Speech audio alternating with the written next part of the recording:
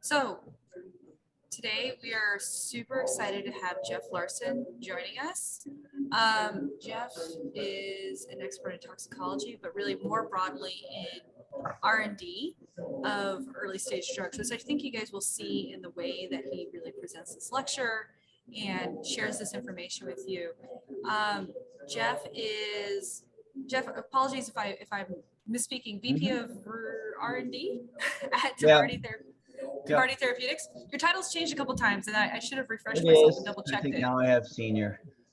Senior, okay, sorry, Senior VP of R&D at Tavardi Therapeutics, which, as you guys may have heard, raised $80 million last year, is in clinical trials for their lead asset, as well as developing additional assets, and is really just turning into just a really wonderful story here for Houston. So with that, Jeff, I want to turn it over to you and let you take it away. All righty. So my name's Jeff Larson. I have about 30 years in drug development. I'm a boarded toxicologist, so my PhD is in toxicology, pharmacology. I've touched a lot of small molecules. I've touched a lot of large molecules. So I've done a lot of monoclonal antibody stuff at Tanox, if you've ever heard of Tanox in Houston. If you've ever heard of Botox, I've done a lot of Botox stuff at Allergan. So I've touched respiratory, I've done anti-influenza drugs with the CDC, and most recently I'm doing oncology. So I have a little bit of experience across a lot of the FDA divisions. But for you guys, since you're all interested in CPRIT and getting CPRIT money, it's all about oncology. So we'll talk a little bit about how we do oncology research, because oncology is actually a lot easier than other. So here we are. We have what we think might work. We've done several candidates. Hopefully, I'm going to talk that hopefully you have a couple candidates. If you don't, if you've already selected your lead, then you're probably past some of this killing part. But if you're at the point where you've got a couple leads and you're wondering what should we do next with these leads, works in mice, it works in cell culture, it works by the mechanism that we think it does. How do I turn what I've got on the bench into something that I could administer in the clinic?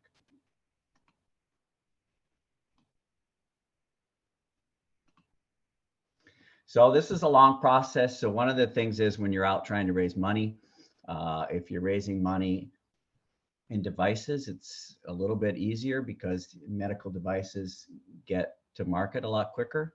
You need to find people that won't be screaming for their money back in a couple of years, because this is a long process. Generally takes, anywhere from 1 to 3 years just to get into clinical development. So if you're at the lead candidate stage, you can probably expect, if you were really hauling, but that you could maybe get in to the clinic within 18 months of having a lead candidate. There's a lot of things that you have to do that you don't sometimes consider, in addition to all the tox testing. And one of the big things is that you have to make the drug in a specific way. You have to make the drug GMP. And so when you run your definitive tox studies, which we'll talk about a little bit later, our 28 days, you can't just run those with drug that you prepare in the lab. You can't just say, okay, I did some lab scale stuff, I've got drug ready to go, and I want to start GLP tox. Because the FDA is super picky. 30 years ago, they weren't this picky, but now they're super picky about knowing what you have in the vial is what you say it is. So you have to do all the characterization, and you have to definitively show that what you're giving the animals is what you say that you're giving the animals. So you have to make the drug GMP. So here's a little schematic of things that you consider to do and about the cost, because the other thing that tends to make people's eyes bulge when they first see it is the cost to get a drug into clinical development. And why is it so pricey? Because on my grant, I wrote that I, wanted $200,000 to do GLP tox studies, and I'm finding that $200,000 doesn't cover even one of the studies. So it takes about $1.5 million. We'll talk a little bit about lead candidate selection. You will have to do dose range finding to decide what kind of dose levels you want to use. You'll generally base those on allometric scaling of what might have worked in mice. Then you'll do 2 4-week GLP tox studies. The FDA asks that you do those in a rodent and a non-rodent species. If you were using large molecules where the drug would be picked off, you'll just use monkeys. So I'll just say a word about using monkeys in this current environment because of COVID and the fact that all these monkeys are being used for antibody research and vaccine research. It's really hard to get monkeys. So I actually have a program that I have to use monkeys because it's not bioavailable in the dog. And my lead time for my next study is into second quarter of next year. So you have to kind of plan way ahead if you're going to use monkeys.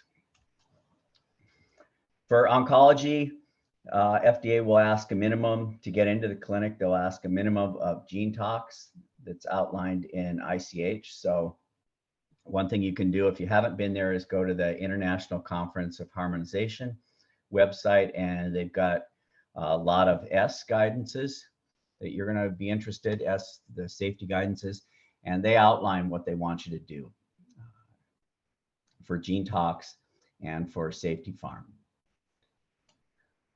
So a lot of the studies are cookie cutter, so it isn't any, there isn't any great art to doing the 4-week GLP tox studies. It's just knowing what doses to use, because at too high doses, it doesn't do you any good in GLP tox studies to kill all your animals, and it doesn't do you any good in your GLP tox studies not to get any findings.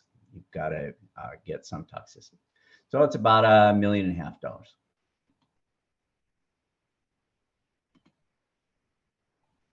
So I'm assuming that maybe you have multiple leads that you're looking to move forward, and maybe you've got 3 or 4 candidates, and you're like, well, I've got them all.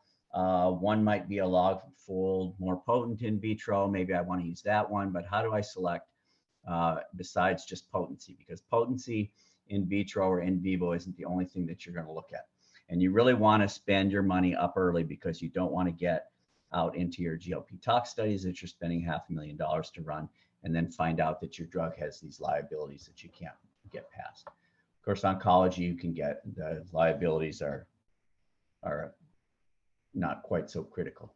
Let's say you were trying to do pediatric asthma. There's a lot of ways to kill a drug for pediatric asthma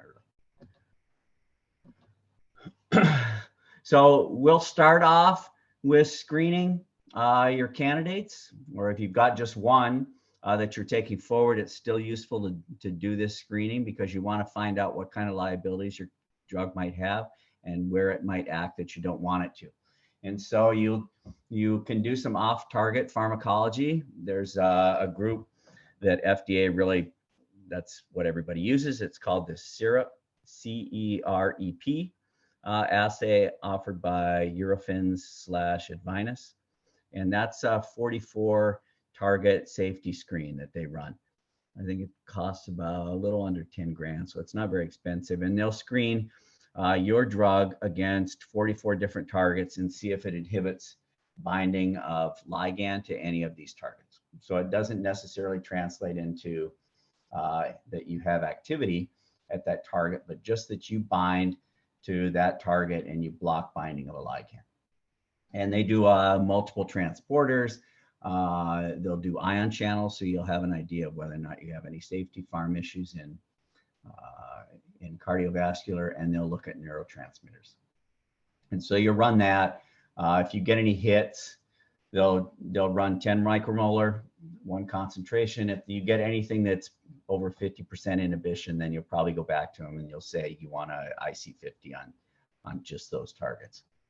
And then you'll have to explain to FDA when you're writing that module, the pharmacology module. Well, I inhibited serotonin about 80% at 10 micromolar, and the IC50 was about 2 micromolar, but I ran some functional assay and I didn't see any effect on serotonin functional activity. Or I've got a drug that doesn't cross the blood-brain barrier, so I'm not really worried about it. But it gives you you'll have to explain, you know, why you might have some of this off-target stuff. And an off-target effect isn't a killer. If you don't have any off-target activity, FDA will think that you didn't run the study right. Then you'll do some ADME screening, I generally go to Cyprotex, CYPROTEX, as the place where I have my ADME screening done because they're a little bit more reasonable, and they're doing stuff in kind of a screening manner. Absorption systems and some of the other big players will do your studies along lines of FDA submission. So it'll be a lot more pricey because they'll do everything the FDA says that you have to do to box check to do some of the PK ADME. And at this point, you aren't interested in an FDA submission around whether you might have drug inhibition. You're just interested in knowing whether or not you have any of these activities. And so they'll look at protein binding across species. You want to make sure that you do all the potential species. So if you think there might be a reason for you to do monkey, I throw that in anyway, even though, you know, you're hoping to God you have to do dogs. I even actually throw in pig and protein binding because if I went into mini pigs when the dogs didn't work, and mini pigs are a lot easier to get than monkeys. And so I'll look at protein binding across species. I'll do P450 inhibition in human microsomes. I'll look at microsomal stability, and I'll get a first crack at what my metabolites are and my reactive intermediates are. And then the two really important in vitro tox studies are, I'll do a hERG inhibition. That's the cardiovascular potassium channel. That's was really hot 10 years ago. That's why ICH wrote the whole safety farm guidance around what to do for specifically cardiovascular tox because of the fin fiasco where people were going into torsades trying to lose weight. So you'll do the hERG inhibition study. That's under 10 grand in vitro, and you'll do a simple Ames mutagenicity screening just because you want to know, do any of my leads have the potential to be a hERG channel blocker? Because that's a killer for some indications, and whether or not I have mutagenicity. So either one of those, if I had an oncology and I'm going into life-threatening disease, obviously, you know, drugs like doxorubicin and, you know, the cytotoxic are mutagenic. And so having a positive mutagenicity response isn't necessarily a killer because that's how a lot of drugs work in the oncology field. And hERG inhibition, you'll just end up, you know, if you do have that liability, you'll do an in vivo telemetry study in animals and try to explain whether or not you see that. And even if you do see it at really high exposures, it'll just affect your informed consent in oncology to say that you'll be doing extra ECGs just to monitor. So it isn't necessarily a killer, but if I had 4 or 5 compounds leads that I was screening and 2 of them were positive in hERG or positive in Ames, I'd throw those 2 out and not that way I wouldn't have to worry about it. And then we'll do some in vivo tox. So you'll know maybe that you've done a 25 mg per kg, 50 mg per kg, and 100 mg per kg in mice, and you've got kind of a dose response. And so you're thinking, okay, I need 100 mg per kg in mice is probably optimal for me. And so I'll change that mouse dose. There's a FDA guidance on starting dose for human clinical trials. So what it's labeled, and it does the conversion of animal doses into humans. So a mouse dose, the conversion factor is 0.08, rat dose is 0.16, and dogs are 0.54. And so you can get an idea. If I need 100 mg per kg in mice, I probably want to dose about 50 mg per kg in rats. If I need 100 mg per kg in mice, I might want to dose at you know, 8 times 5, 6, about 20 mg per kg in dogs. But you get an idea of you aren't just shooting in the dark saying, oh my God, where do I start to dose? If you have a targeted therapy, sometimes you won't see any tox. And that becomes more difficult. So in that sort of situation, FDA and their guidance says dose to like 1 gram per kilogram or 2 grams per kilogram in animals. And that gets to be cost prohibitive if you sit down and figure out how much a dog weighs and how much drug you have to make. And so you tend to say, how much will the clinic bear, and what the size of the capsules will have to be. And looking at the mice, if I'm getting maximum activity at 100 mg per kg, then I'm not dosing rats to 1,000 mg per kg. I'm just going to stop and I'm going to say I've dosed at 25-fold higher in animals than I expect to ever go in the clinic, and I didn't see any tox.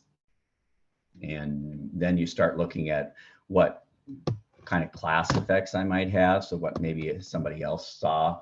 So maybe you have like a JAK-STAT inhibitor and you aren't seeing a lot of tox, but you know that there are reports of oxidative phosphorylation being inhibited with JAK-STAT inhibitors. So that might be the thing that in your investigational brochure that you're telling the physicians, we don't have this toxicity, but as a class, this drug has this toxicity, so it might be something to watch. So I mentioned the International Conference of Harmonization. These are the S guidances that you can look at. They've got ICH is split into 3 groups. So they have E guidances that tell your clinical group how to operate and how to do clinical trials. And they have a Q group that tells you about your CMC, your manufacturing, how to produce drug in a manner that the different regions want to see.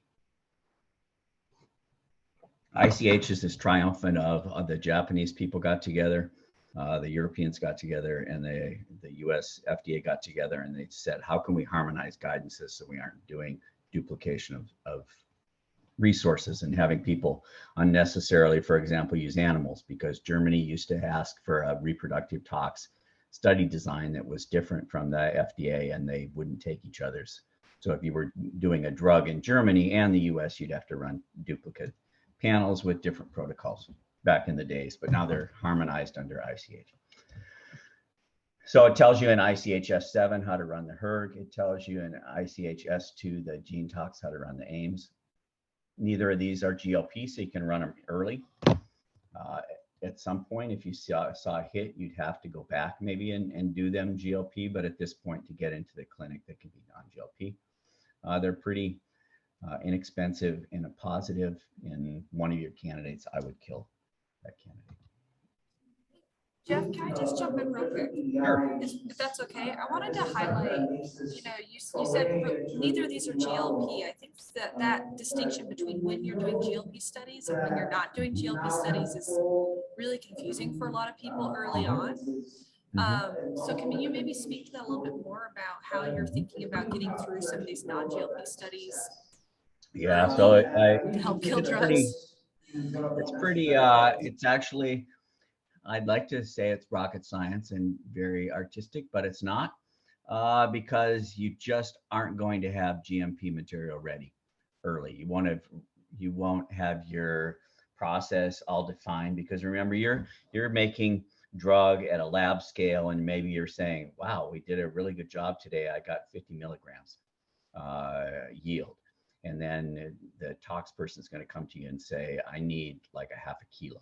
And so there's this scale up that you'll go through. So you might, on the lab bench, have 15 steps to get from starting material to where you want to be with a finished drug substance. And 15 steps is undoable commercially. And so you'll do this kind of tech transfer where the chemist will look and say, okay, we can get around this, do it around this. And so there's all these steps that you're trying to refine making your drug before you finally get in a process that you're locked in and you say, this is a 4-step process now. Now I'm going to make drug, I'm going to prove that I can make it, and it's going to be GMP. And so that takes a lot of time. So while your CMC people are doing that kind of work and spending money, by the way, so that's money that you have to think about.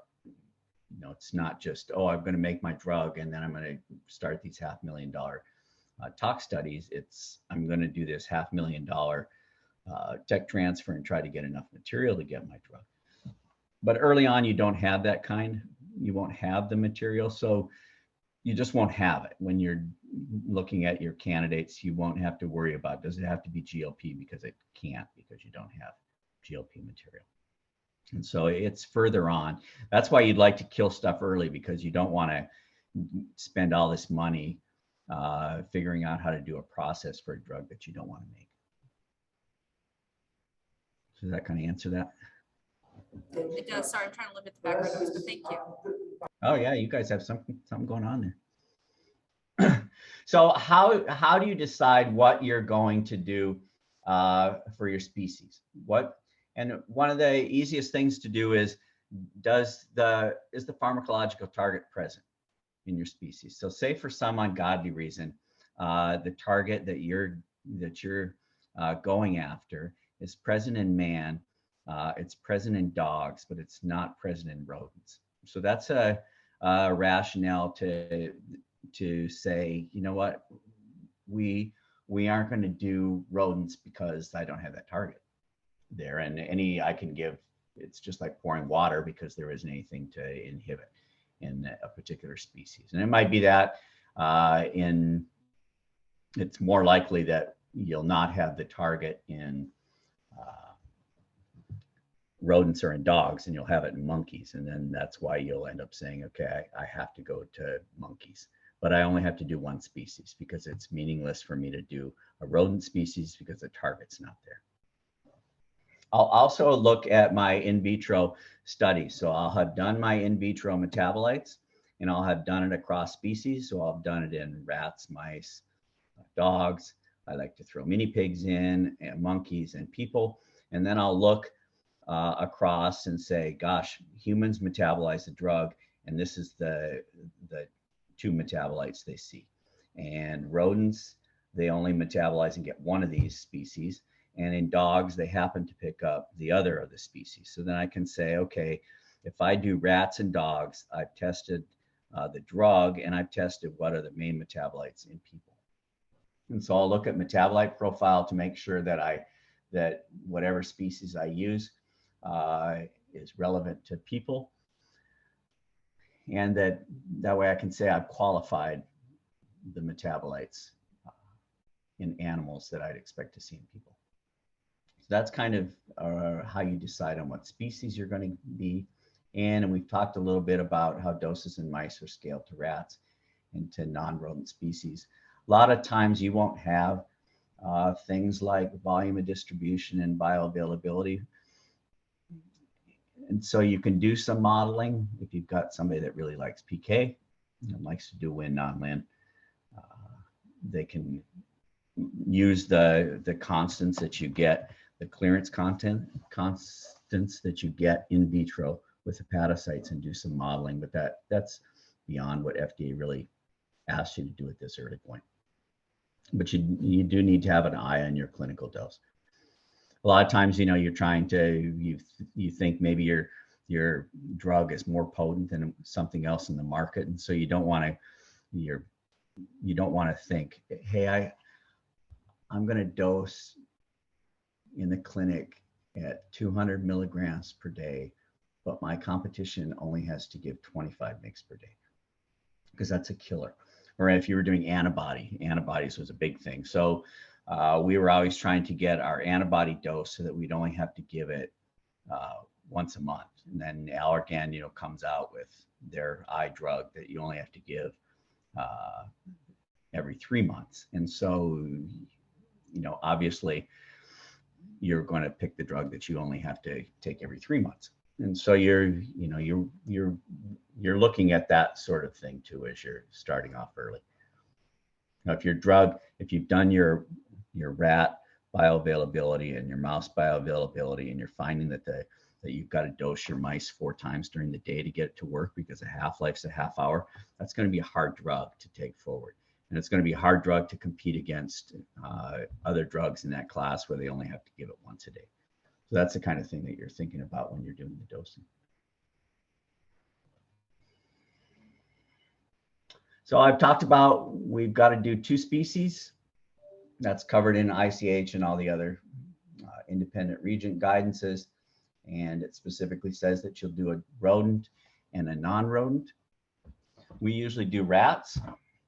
See, and if we were out sitting in a room, I would walk around and ask, why would we do rats and not mice?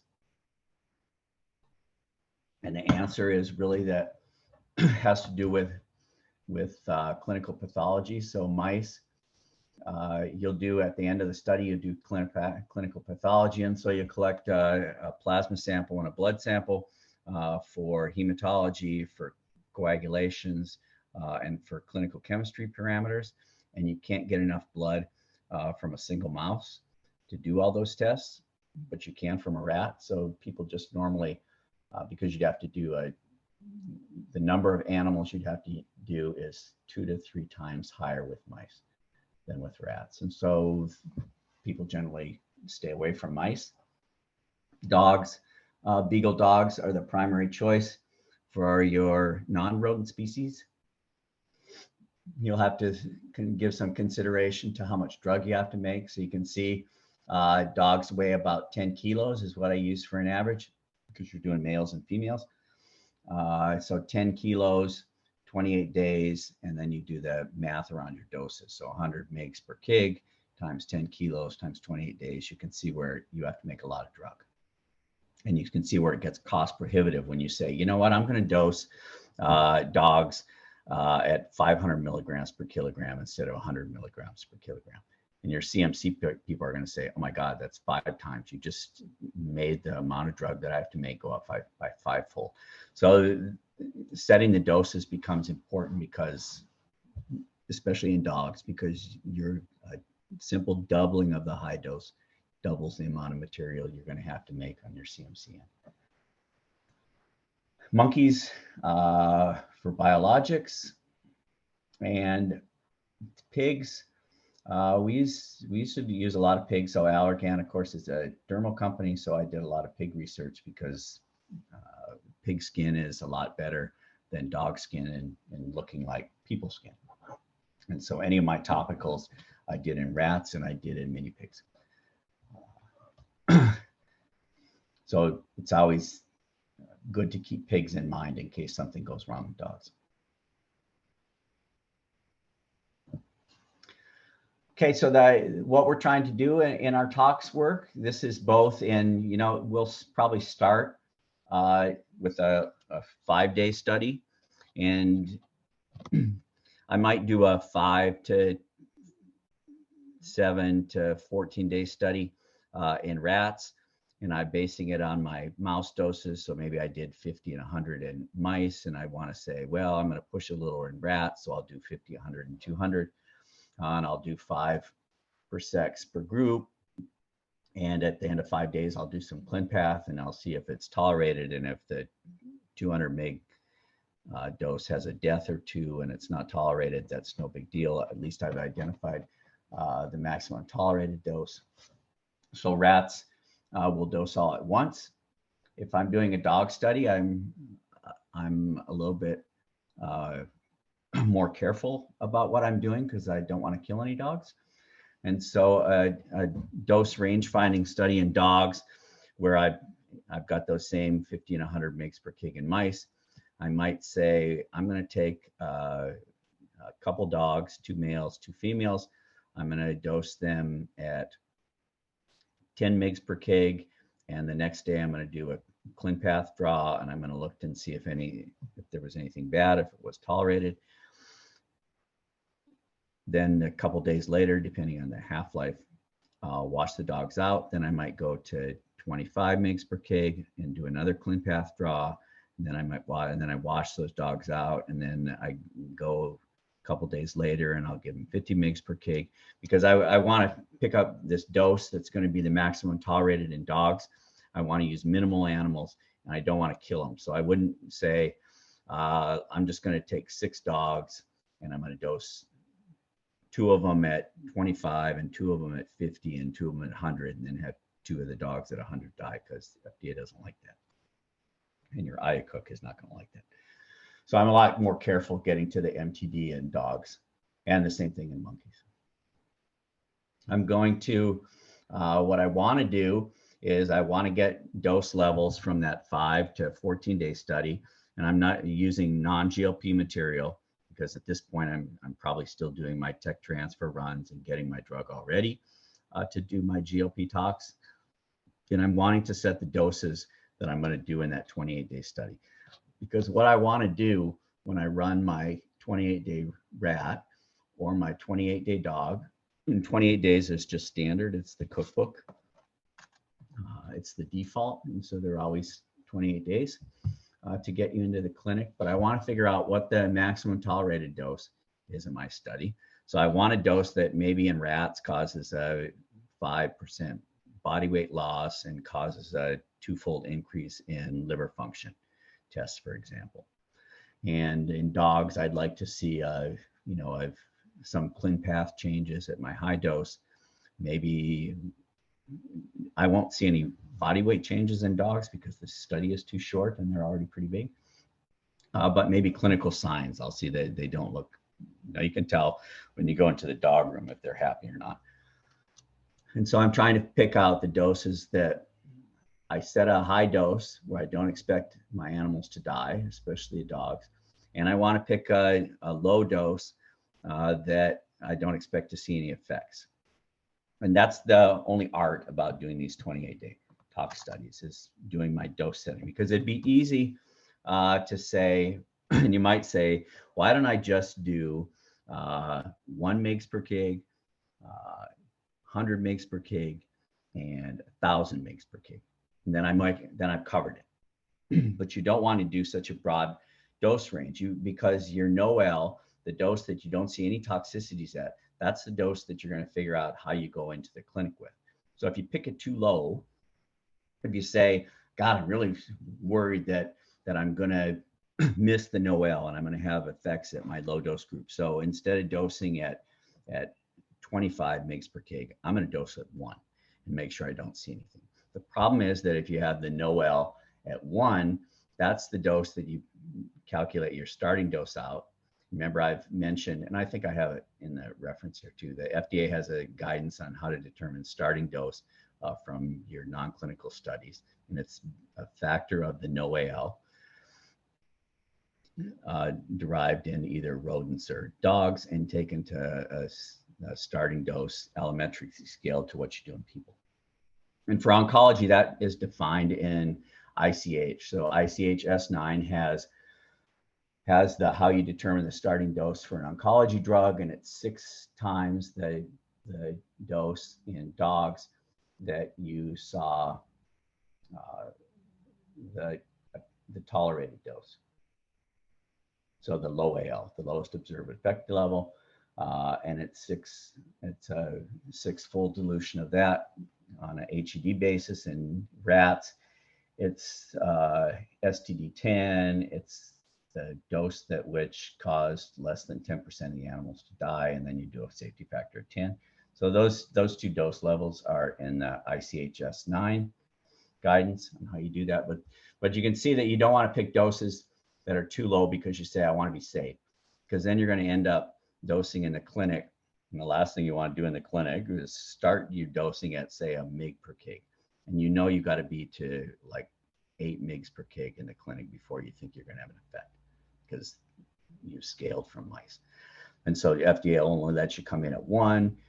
You won't see anything, but you'll have to do 1 and prove safety, and then you'll double to 2, and then you'll double to 4, and you'll waste all these patients, and you'll waste a bunch of time and investor money in getting to dose levels that you think are going to be efficacious. So you want to pick the dose in the tox studies, really importantly, that lets you start as high as you can in the clinic. And so instead of picking 1, 100, and 1,000, you'll pick 25, or you'll pick 10, 30, and 100, or 25, 60, and 100. You'll try to get them as close, the intervals as close to possible, and you want to set that lowest dose on where you really want to start your clinical dose. So you'll be looking at reversibility. So in the GLP tox studies, you'll always have sets of animals that that you dose for 28 days and then you take off study for anywhere from 14 to 28 days, and you see whether or not it's reversible. And that's important because when you go to FDA and you're going to your clinical site and you say, you know, we will cause some liver effects, some minor liver effects, but what you see at 28 days in animals, you'll see an increase in clinical chemistry parameters for liver, but then after 2 weeks, when we pull the animals off and we haven't dosed them for 2 weeks, it goes down to normal. And when we looked at histopath, we saw evidence of liver necrosis at 28 days, and there wasn't any evidence at 14 days of no treatment afterwards. And so you can tell the clinic, look, you need to watch LFTs. You need to take LFTs throughout the study. If you see them start to elevate, then you pull the person off drug, and rest assured they don't have irreversible damage going forward if you pull them off drugs. So you want to know whether or not it's reversible. So a lot of times, you know, cardiovascular effects aren't reversible. And so if you see a cardiovascular effect in dogs and it doesn't get any better after 28 days of being off study, then it's, in oncology, it's not a killer, but you'll be telling the physician, man, you need to really watch the ECGs. And if the ECGs start changing at all, you need to pull the person off drug. Or for example, doxorubicin is a cumulative effect on cardiovascular tox. So if you were being treated with doxorubicin, they'll keep close track of how much drug you've had, because when you hit a certain amount of dox that you've taken throughout your lifetime, you won't get any more, because above that, you'll start having heart damage and it won't reverse. So those are the reversibility is important to know. And then you'll want to know at what blood levels you see these toxicities, because you're going to start to, when you start doing your clinical study, you'll be looking at what blood levels did I see these toxicities in animals versus what blood levels am I at in the clinic, and how much higher do I think I can go. Because if I start seeing effects, if I started seeing toxicities in the liver in dogs at 10,000 nanograms per mil, and I start dosing people, and on my first cohort, I have maybe 1,000 nanograms per mil. And then my next cohort, I have 5,000 nanograms per mil. And my next cohort, I have 10,000 nanograms per mil. A lot of times, oncology is a little different. You can go a little bit higher, but if I had another indication like influenza or asthma, when I hit in people the blood concentrations that were associated with the toxicity in animals, that's as high as I can go. So I won't be allowed to jump to the next dose in people where I might see 30,000 nanograms per mil, because I know at dogs, I already saw some bad things happening at 10,000 nanograms per mil. So it becomes important to know the blood levels that you see toxicity. So you'll always collect PK blood draws from your animals throughout the studies. So dogs, you can get your PK from the same dogs that you're using toxicity for your main study. In rats, you'll have separate groups. And so you won't, the animals that you're using for histopath, you won't use also for PK. Those will be separate groups. So that increases the number of animals on your study. But when you see that quoted out, you can say, how come I have 6 extra animals per sex in all these groups? And you have PK by them.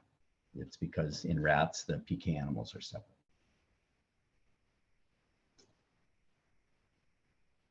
So here's we talked a little bit about dose range finding, anywhere from single dose out to 14 days, depending on, a lot of times it depends on how much drug you have.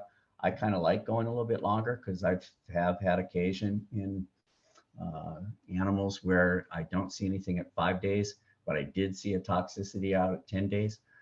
So if I have the drug available, I like to go a little bit longer.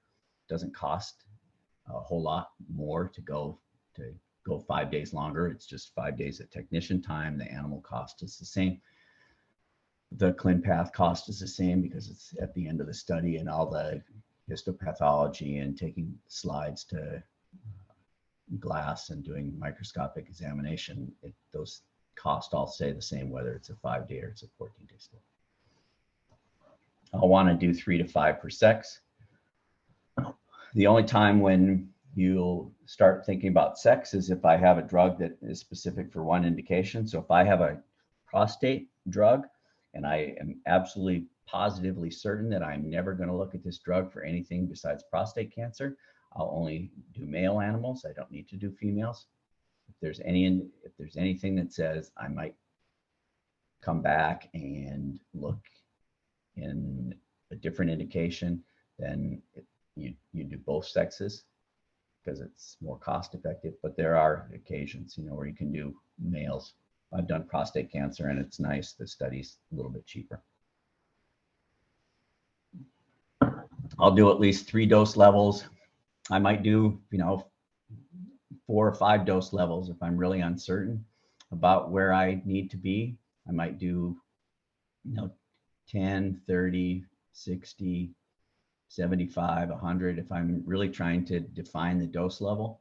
And I've got drug to do that, then there isn't anything that says you can only do 3 dose levels. Sometimes I do more. I'll do ClinPath at the end of this study. If I know a class of drugs, so if I've got a STAT3 inhibitor, I know that maybe the liver is where it affects, so I won't take all 25 organs out and do histopath. I'll just look at the liver, I might look at the lungs, I might do the spleen, I might do the kidneys. It's a lot cheaper. And I'll only look at the highest dose in rodents. So if my highest dose was 100, I'll just look at 100. And if I see liver changes at 100, then I'll go pull the animals that I dosed at 50. And I'll look at those livers and say, was it there at 50? If so, was it there at 25? And all this data that I'm using to justify what dose levels I'm going to use for my GLP. Might consider PK, but you may have already done PK in a separate bioavailability study, so it's not necessarily needs to be part of your range finding. And in the background, the other thing, so we've mentioned that you need to have GMP material when you get out to GLP tox. The other thing you have to have is you have to have validated methods for doing your drug levels in your GLP tox studies. So you need to have looked at your, if it's an LCMS method in rats to determine what their blood levels were in rats, you need to have validated that. And that's about 20 grand to do a validation. And I have to do it for each species. So I've got even though the method might be awful close to being the same in rats and dogs, I'll have to do a validation of the method for my drug levels in rats. And I'll have to do another validation, another 20 grand, 30 grand in dogs. And then I also have to do a validation of the dose formulations. So if I'm most often for an oral drug, I'll just put the drug substance, just the test article, into carboxymethylcell suspension, and I'll dose animals. And so I'll have to have a validated method that says what I say is in that beaker that I'm dosing animals from is what's actually there. And so I'll have to do a validated method on the drug formulation as well. So and that's another 20 grand. So when you get the quote from the contract lab to say, we'll do a 28-day tox study in rats, and it's 10 per animals, 10 per sex per group, and it's looking at all the histopath, it's doing all the ClinPath, and you think it's only going to be 200,000. It's not only going to be 200,000, because then you have to ask them, either you're going to do it or a different lab's going to do it, and you're going to have to do the validation of the dose formulation. Then you're going to have to do dose formulation analyses on your study. You're going to have to do validation of the plasma assay for drug levels in your animals, and you're going to have to pay for each one of those. So I've got 7 time points per animal, and on day 1 and day 14. So the bioanalytical ends up to be about 30 grand to do the sample analyses and another 25 grand to do the validation. So it's another 50, 60,000 for bioanalytical for drug levels, and then it's another dose formulation analyses, maybe 5 grand, and then the 25 grand to do the validation. So it's another 30. So what you thought was a $200,000 study is now 300,000, because you have to do all these validations. You can't just say, I did the GLP study, but I didn't do my dose formulations, didn't use a validated method, because they'll throw it out if you won't take it. Okay, we already talked a little bit about, and I guess, Sarah, you'll tell me when I'm out of time. I'd like to leave time for questions, so just tell me when. Yeah, you have until 10:30, so we're not out of time. So I think about 10:15 we'll stop and we can do questions. So Beagle dogs, we've already talked about. We've already talked about how we will do a dose escalation. Again, there isn't any real standard on how to do this. There isn't a cookbook method like there is for the GLP tox studies that say you have to have so many animals per group and so many dose groups. So you can be a little creative in how you do your dose range finding. 1 to 2 per sex. I like to do I like to use the same animals. The only bad thing about using the same animals is maybe you have a subclinical tox event that happens in your lowest dose group that carries up to the mid dose group, and it becomes cumulative. And so you're setting your doses. You may pick your high dose on a dose you saw in the dose range finding that was, they got 10 and 25 and 50, and I might say, okay, 50 looks pretty good, but I might have seen something down at 25. So it just, it becomes an animal numbers thing. If you could find a lab that says, yeah, we'll do separate animals. We got 6 dogs sitting around and we'll dose the first 2 at the low dose. Well, and then if that's okay, we'll take the next 2 and we'll dose them at the mid dose that you have. And if they're okay, then we'll dose the other 2 dogs that we've got at the high dose. If they have dogs around and they're willing to do that, then that's a good way to do that study. But most of the contract labs pay a per diem to have the dogs in the facility every day. So they don't generally keep dogs around.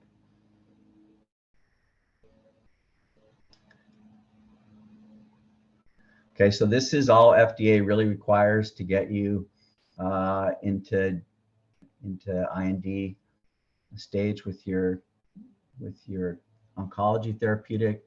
They'll require the 2-week GLP tox studies. They'll require gene tox battery at some point. If you're, and it becomes this is why you probably heard the phrase about having a pre-IND meeting with FDA to say, here's what we're going to do in our first clinical study, and here's the data that we have. Do you agree that the data we have or the data that we're going to generate will support this clinical plan, this clinical protocol that we intend to do?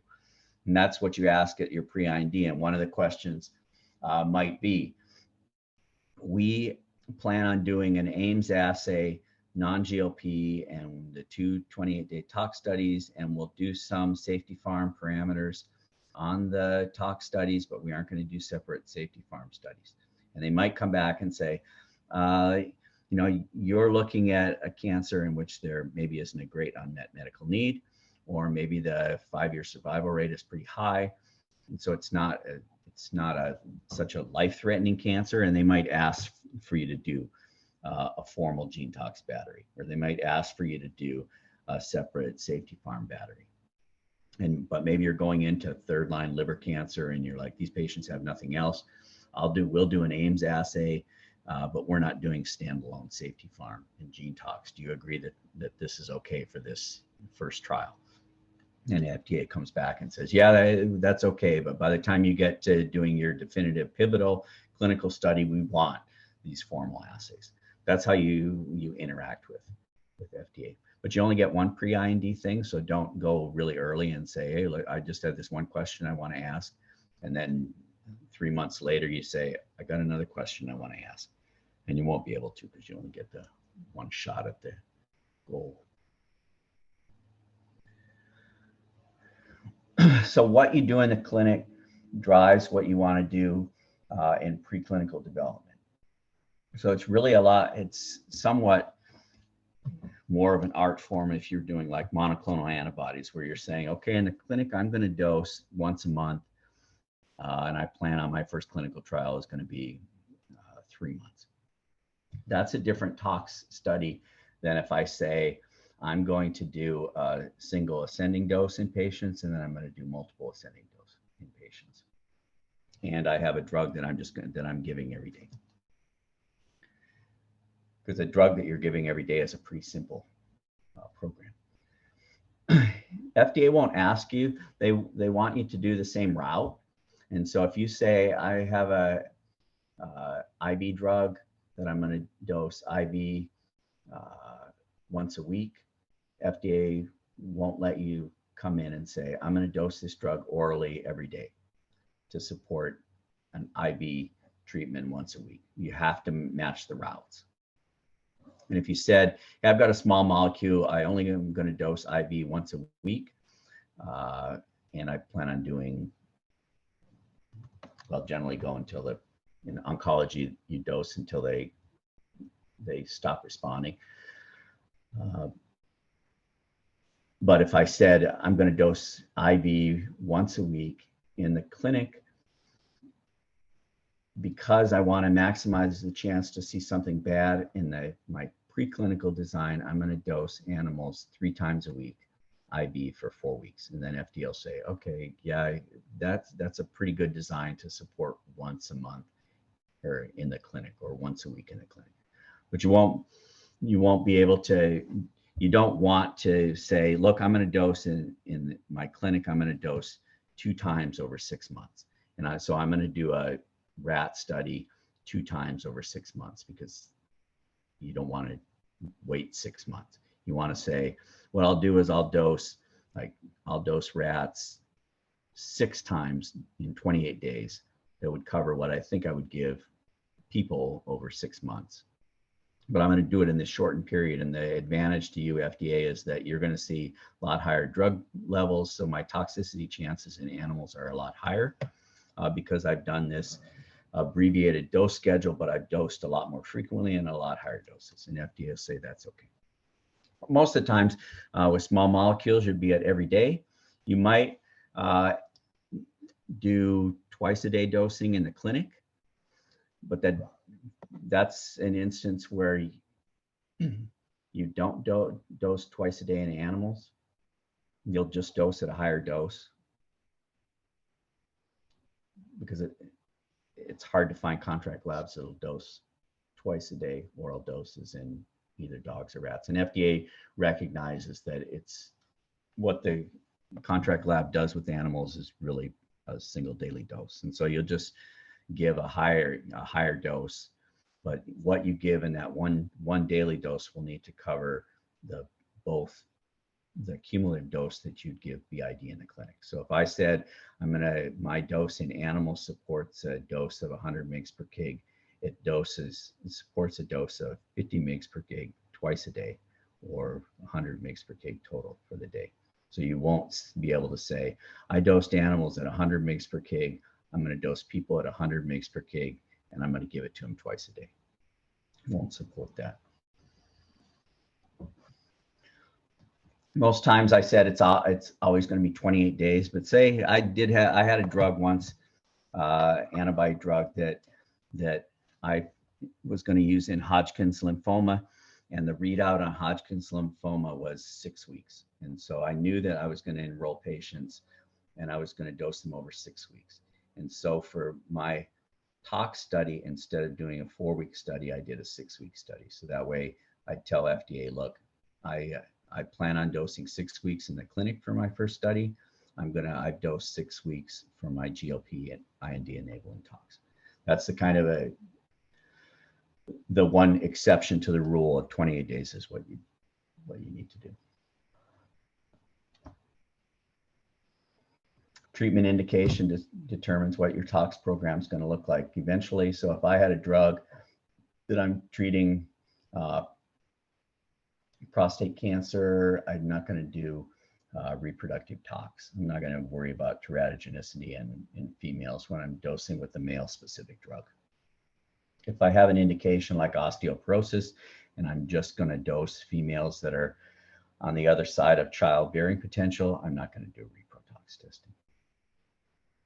If I have a drug that I've already shown doesn't cross the blood-brain barrier, I can probably argue with FDA that I don't need to do CNS, central nervous system pharmacology, because my drug's not crossing the blood-brain barrier. So your tox program to some extent looks like what you know is going to happen in the clinic. Route and excipients are considerations. So if I have a drug that I'm formulating in, and I'm going to put it into capsules for the clinical study, and I'm going to put it in like 100 mgs per drug in 50 mgs of castor oil. I don't have to give that. That isn't what I have to give to animals. So I don't have to match what I'm going to give to people in terms of excipients in the animal study. I just need to give them the drug substance, unless it's an excipient that FDA hasn't seen before. So a lot of times when you're sitting with the CMC group, you just ask, you aren't going to put anything funny in here that FDA hasn't seen, right? You're using standard excipients that they already know how they're going to behave. And the CMC group will say, yeah, we're using grass, generally regarded as safe excipients, and so FDA's seen them. So I don't have to give animals all the excipients that I'm going to give people. I just need to give animals the drug itself. And then, of course, we've talked about the route.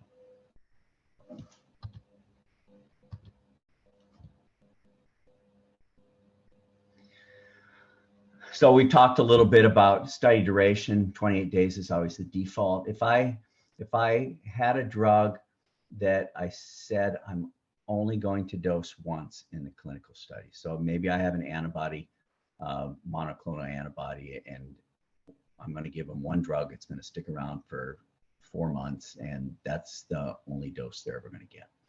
Then I don't have to do 28 days of tox work in species. You know, if I'm dosing anywhere up to 2 weeks, I technically only need to do 2-week studies. But you're always keeping an eye on what your clinical development plan is. So if my first clinical study is, yeah, it's a short-term single dose study, but my next study is going to be 6 months, then I'm not going to do a 2-week study. I'm going to give FDA the 4-week study.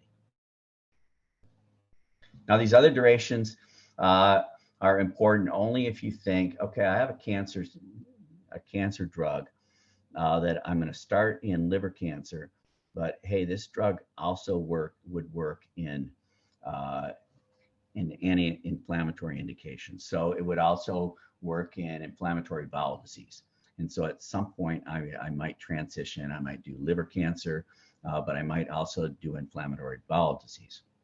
That's where you start to look at these other durations and say, if I'm going to transition out of cancer and I'm going to go into something else where the clinical trial is going to be longer, then I need to start looking at, I need to do a 6-month rat study, and I need to do a 9-month non-rodent species. But if I only am going to stay in cancer and I'm never coming out of cancer, the most you'll ever do in animals is a 3-month rat study and a 3-month non-rodent species. And that'll be the only studies I'll ever need. And in fact, those 3-month studies, you won't have to do until you get into phase 3, because they're kind of label studies.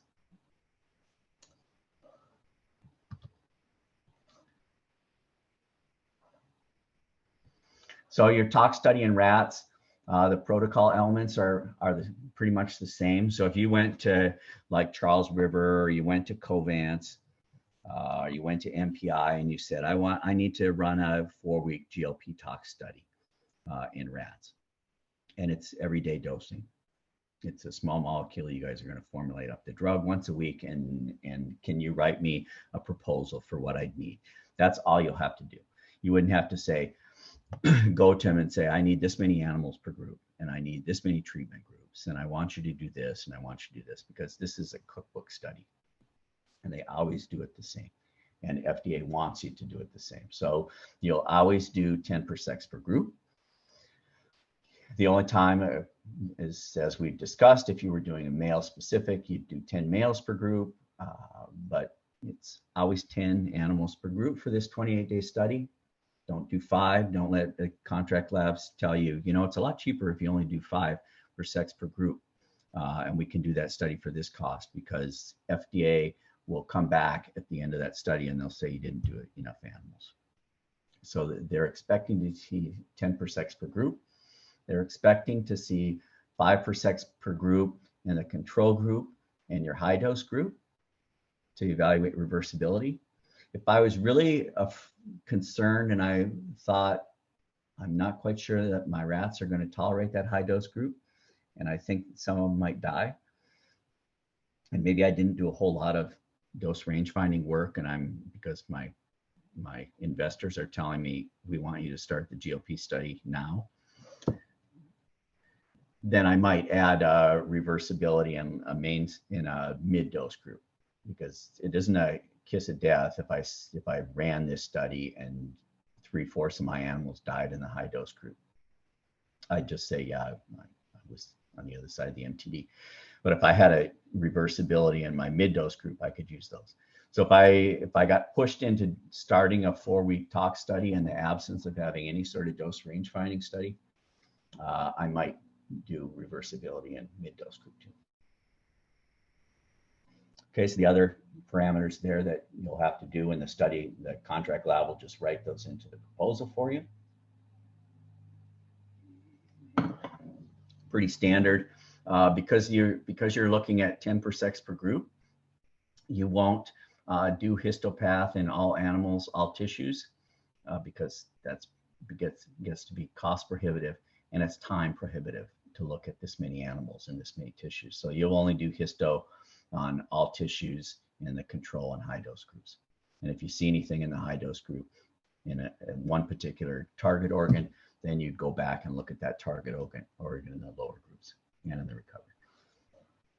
But just make sure they don't bid you to do all tissues, all animals, because you don't need to start. You'll do satellite animals. And then here is the conversion. You're trying to get the dose that you see less than 10% of your animals dying, converting that to an equivalent dose, and then using a safety factor of 10.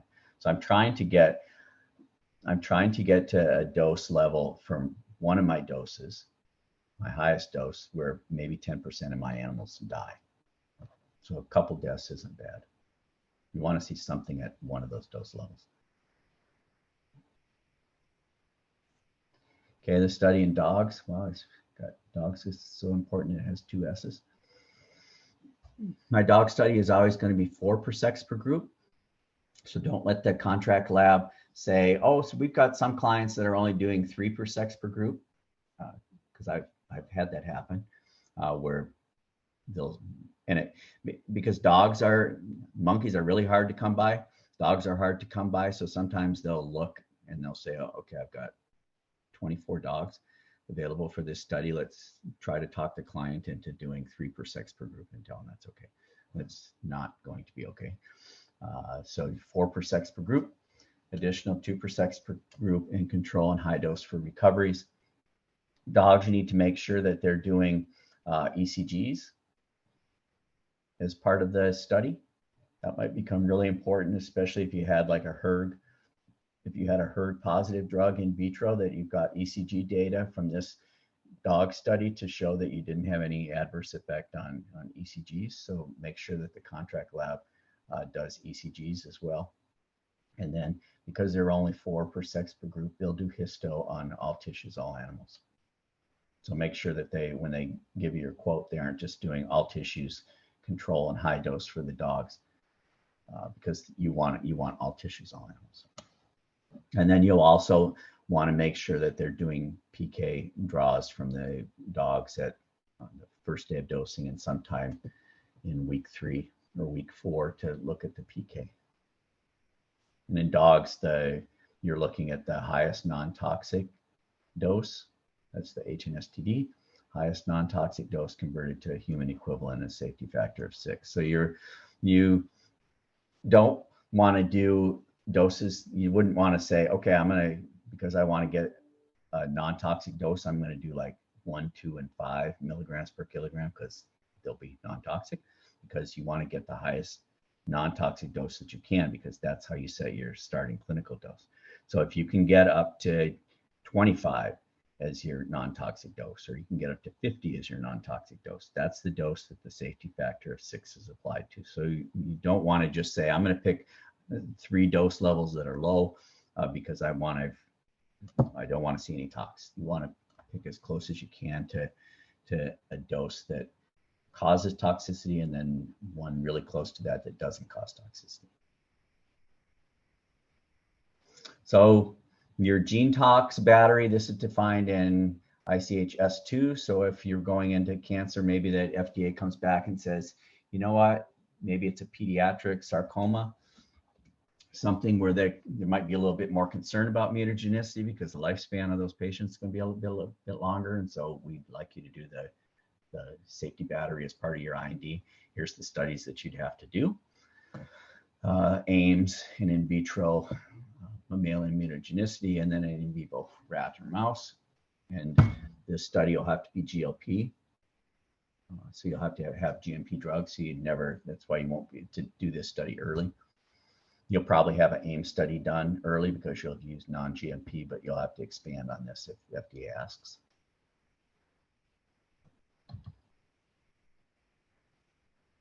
The safety farm, that's another cookbook set of studies that, the same kind of thing. If maybe I saw an effect on the heart, or I saw a positive hERG in my in vitro work, FDA might say, okay, I do like the fact that you did ECGs on your 28-day dog study, but that isn't going to be enough because there's a positive signal in the heart. So we'd like you to do the standalone cardiovascular safety pharmacology study. So that's defined on how you do that in ICH S7. You put telemetry probes in the dogs, and then you collect ECG parameters or blood pressure parameters out for 24 hours after you dose. So that's a specific study that you'd be required to do, and in either dog or monkeys. Same thing with pulmonary. If I had a drug that maybe the route for some freak of fate, maybe you're treating lung cancer and you're giving a powder, you're delivering the dose in lactose powder through an inhaler. FDA might say, you know what, there's a possibility that you affect pulmonary function because of what you're going after and how you're treating. Maybe they ask for a pulmonary study. But these 3 are the whole battery. They have a pulmonary, a central nervous system, cardiovascular. It's defined in this ICH S7. So if they ask for the whole battery, you just go to a contract lab and say, I need the 3 safety farm studies. And it's a standard study design.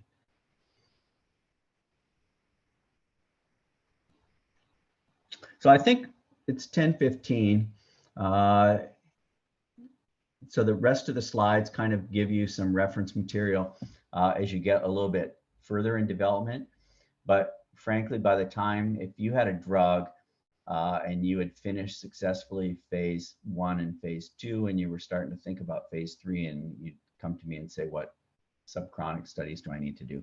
You won't, because you'll have sold that drug off for lots of money. So we won't talk about the rest of the studies, but you have what they need, what they look like here. So I guess we'll take any questions that anybody has. Yeah, this is George Calling. So very interesting information, because these are part of the science and nobody like to do it. Also, it's essential for this type of studies. If you can send us, please, on a slide or in a table, what are exactly the web pages for this company, or what are the options for each of the type of studies to be done? 2, 3 options that we can contact for our small molecule work, please. Thank you very much. Thank you. Okay. Just jumping in real quick with a quick note, guys. In the resource folder that has been shared to you all, Jeff actually prepared some templates for sort of standard study requests. So as you noted, they're mostly standard except for where they're not, which is when you really should be working with a toxicologist to make those final decisions. But you can at least get an idea of sort of that standard protocol progression in addition to the slides that he shared. I also have a Yeah. question here. So I missed some of your talk. So my question is that you talk a lot about the in vivo pharmacology and the toxicology. So during the early discovery, like the lead discovery and also lead optimization stage, actually we already have done all of those, right? And many of those, not all, many of those testing. So do we have to redo it if we want to go to the later stage with the contract? And also for the compound we use, is just the GLP qualified, or you have to do the like CMC, GMC qualified compound quality? Yeah. So the like the early in vitro ADME screening, you won't need to repeat. And the Ames assay or the HERG assay, you may repeat, but it'll be closer to when you're doing the IND. So for example, if I had a negative in my HERG. Right, yeah. So I would file that negative, even if because it's non-GLP, because you did it early. I would file my IND with that result in it. But at some point later on in development, not to support the first clinical study, but maybe as I got to my pivotal studies in the clinic. So I got into phase 2B and phase 3, I'd have to do that study. I'd have to do a GLP HERG just to definitively show under GLP conditions that I had a negative. But I wouldn't need a GLP to start if I had a non-GLP. And the same thing with like the Ames. So if I had Ames screening and I said it's non-mutagenic and I probably only did 2 strains, but it was non-mutagenic, I'd file that and say, I don't think I have a mutagenicity concern. But at some point when you're getting ready to do phase 3, you'd have to do that kind of as a label requirement. You will at some point have to do all the studies. At some point you'll have to do the safety farm. At some point you'll have to do the gene tox, and at some point you'll have to do the repro. And the repro really ends up being a label requirement. So I won't worry about doing reproductive tox in rabbits until I'm in my phase 3 clinical study, because FDA only wants it for that label. They only want it in the label of the product insert where there's a little carcinogenicity, mutagenicity, teratogenicity section. They want to be able to write something there. So which means for the first in human phase 1 trials, we don't have to repeat. I mean, no. Okay, no. That's good. And how about the quality of the compound? So they have to be GMC qualified? Yeah, it'll need to be, it doesn't necessarily have to be GMP, but it does have to have a C of A, and it has to be what you call GLP. So GLP and GMP aren't exactly the same. A lot of times you'll use your tech transfer run to show that you can make the drug according to GMP. You'll use that run for your GLP tox, and you'll characterize it, and then you'll make your GMP batch. But you'll need to do GLP material that's well characterized for your GLP tox studies. Can I ask a question? I actually have 2 questions.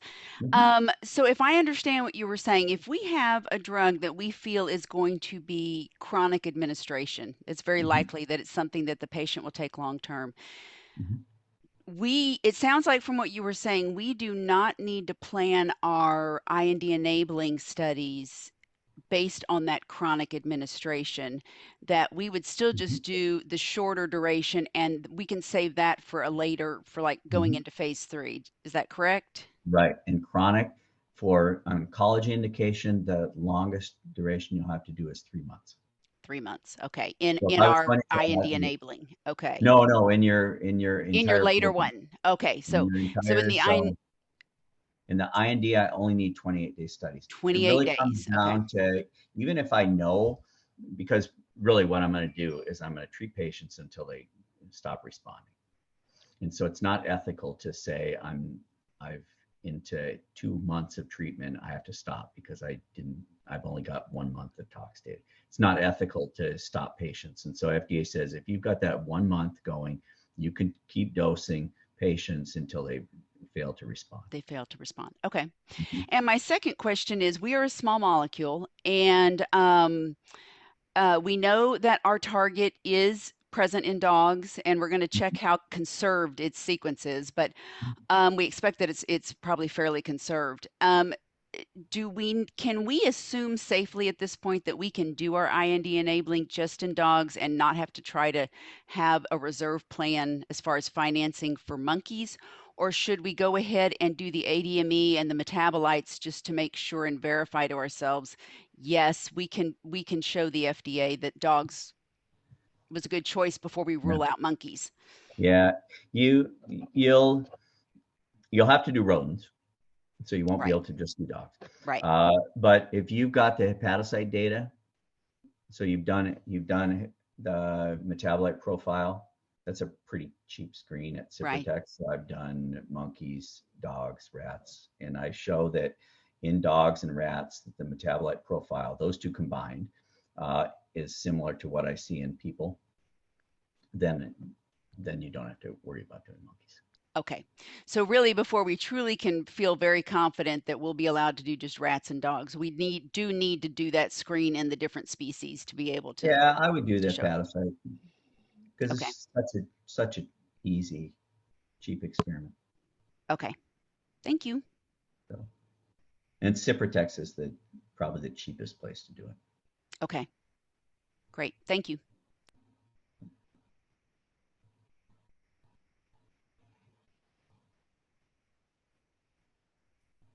I just want to follow the Johanna's question. So Mm-hmm. for the small molecule drugs, how often the FDA required to do the tox data, require the tox data from monkey?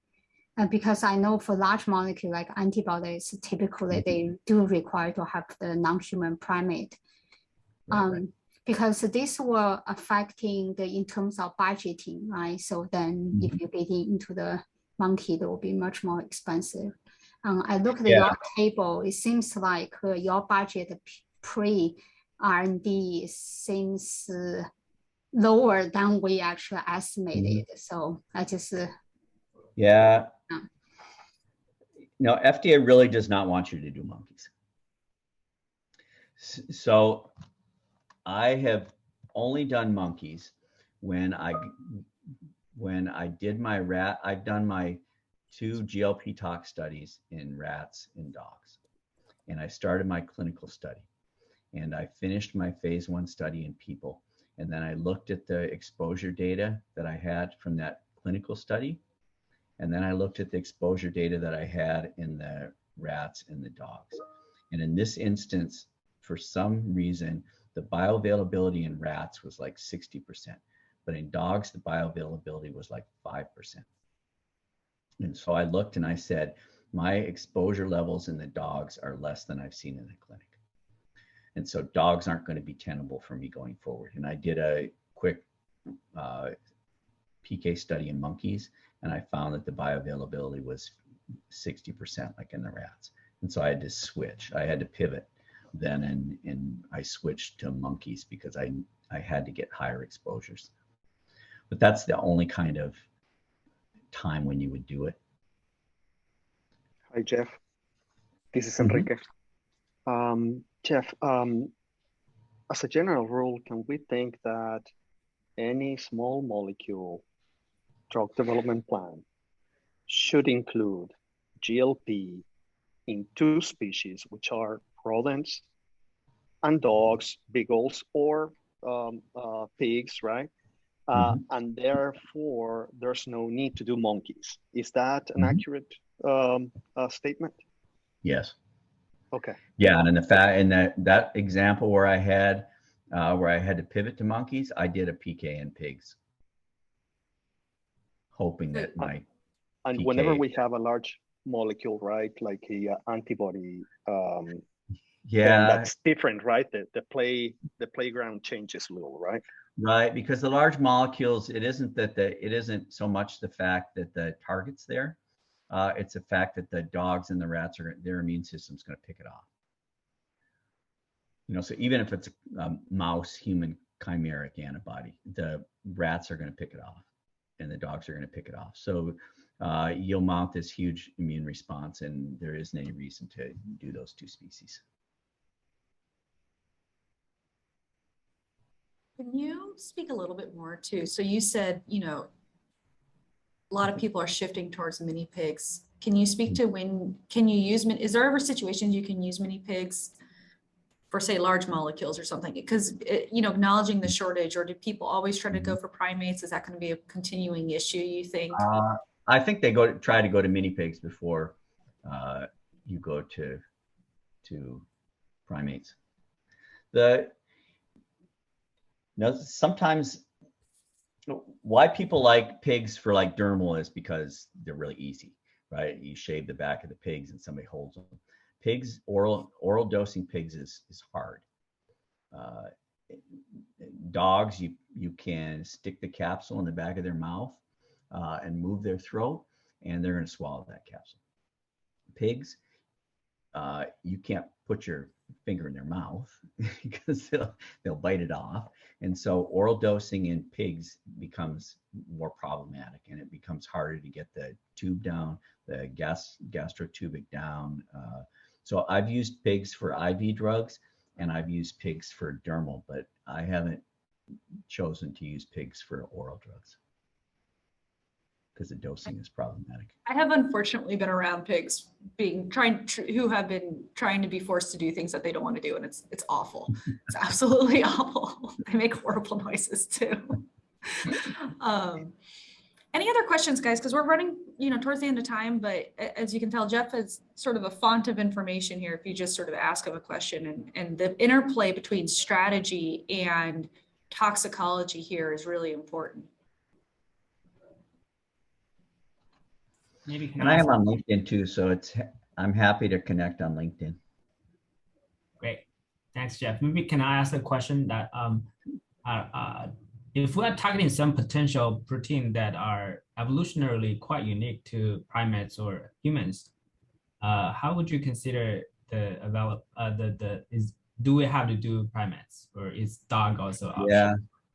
Yeah. So the concern will be that if I'm targeting a protein that's only present in primates, FDA is going to come back and say, inhibiting that protein, you have to show that it has an effect or not. And so if you don't have it in rats, or you don't have it in dogs, then you haven't shown inhibiting that protein has any toxicological effects. And so you'll have to go to monkeys. So even for the phase 1, it has to be a monkey. Mm-hmm. Yeah. Thank you. And if you had an antibody, so Genentech would run into this. So because you try to, when you're doing monoclonal antibodies, you're like, I just want the most potent, I want the best antibody. And a lot of times I would say, if it was non-cross reactive in the cyno monkey. And so I do my tissue cross reactivity, and I show that antibody doesn't have any tissue cross reactivity in cyno monkeys. I'll say, give me an antibody that has less affinity, but that cross reacts with the cyno monkey, because I need to show that there's an effect of me inhibiting that protein. Because you can't go into chimps anymore. Thank you, Jeff. Back in the day, you could run into chimp study, but you can't even touch chimps anymore.